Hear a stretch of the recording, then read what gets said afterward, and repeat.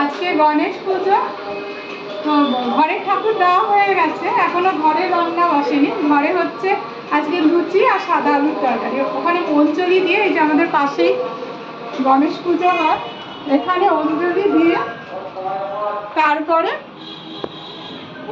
রান্না বসানো হবে। তারপরে রান্না বসানো হবে। আজকে একটু ঠাকুরকে পায়েস করে দেওয়ার ইচ্ছা ছিল, এর জন্য পায়েস করে দেওয়া হচ্ছে। আমার কত পায়েস ঠাকুর একটু দেখিয়ে দে।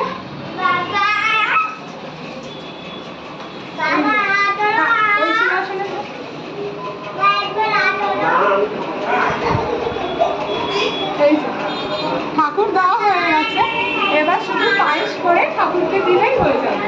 পাল্লাইও ঠাকুর দেওয়া হয়ে গেছে, শুধু এবার পায়েস করে দেবো।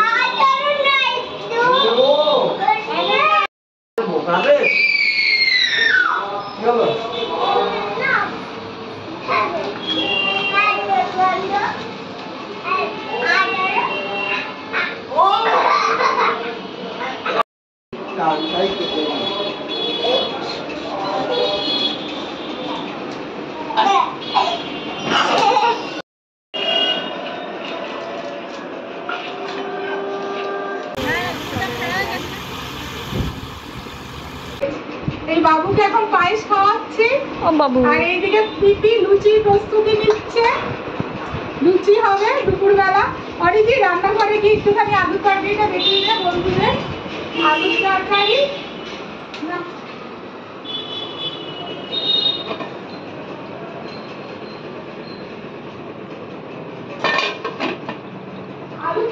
পিপি করেছে। আচ্ছা, ও আপনি করেছেন? বাবু পায়েস কেমন হয়েছে?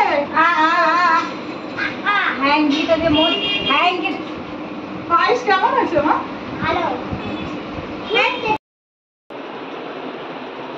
এই আমরা অঞ্জলি দিয়ে বাবুর পায়েস খাওয়া হয়ে গেছে। এখন লুচি আর আলুর তরকারি খাবি তো? বাবা সবাই ভয় পেয়ে গেছে। এই যে এখন লুচি ভাজা হচ্ছে।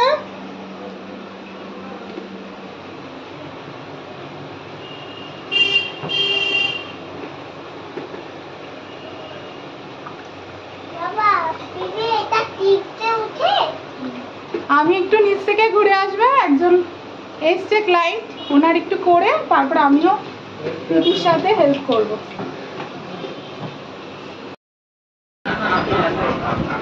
খেয়ে খেয়ে কেমন হচ্ছে?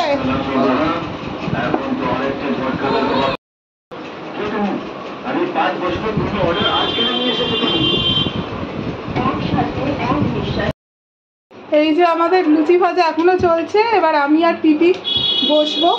পিপি তেল গরম হয়ে গেছে।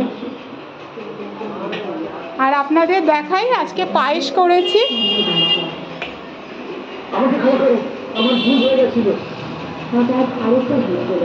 এটা ঠাকুরের পায়েস, আলাদা করে রাখা। এই পায়েস আর লুচি বাবুর জন্য ভাত করা হয়েছিল, কিন্তু ও ভাত খায়নি, ও লুচি খেয়েছে। লুচি আর পায়েস। এই আলুর তরকারি। পিপি এবার আমরা বসে পড়বো।